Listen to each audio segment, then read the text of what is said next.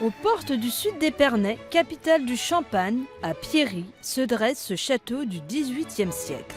Il s'offre un bain de jouvence côté cour. Je suis amoureux fou de cette propriété, j'y ai consacré ma vie.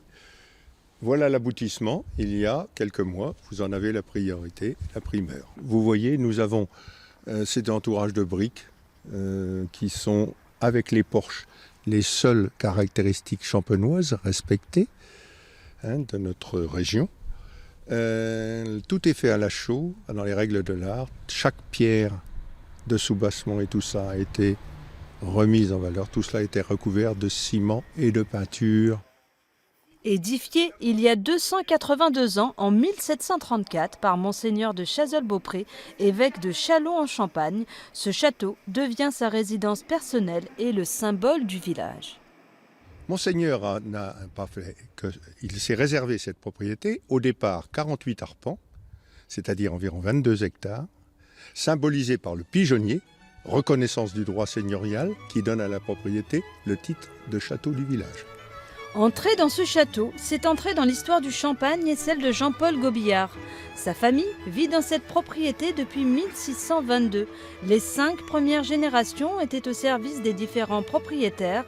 Les 4 suivantes deviendront les propriétaires des dépendances du château.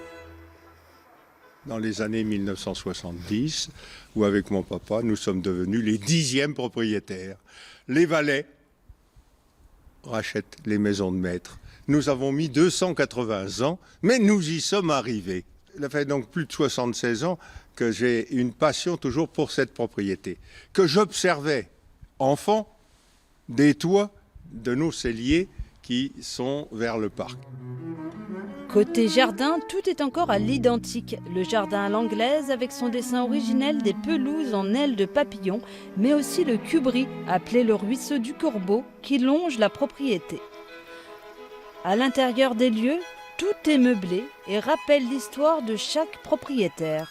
Un voyage dans le temps, du boudoir Louis XVI et ses meubles directoires aux 400 mètres carrés des salons Régence et Vénitiens où 300 convives peuvent se retrouver aisément.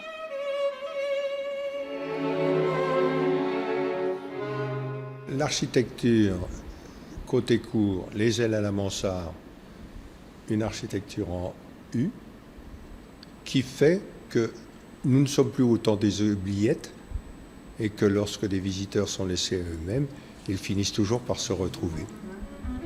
Je me plais à dire à mes amis, vous connaissez les Maldives, vous connaissez les Seychelles, mais vous ne savez pas qu'à 2 km de chez vous ou à 30 km de Reims, eh bien vous avez des trésors qui méritent d'être découverts. C'est pourquoi vous serez toujours les bienvenus si vous venez au château de Pierry. L'ensemble du château ainsi que ses dépendances vitivinicoles se visitent toute l'année dans les pas de Jean-Paul Gobillard, maître et guide incontesté des lieux.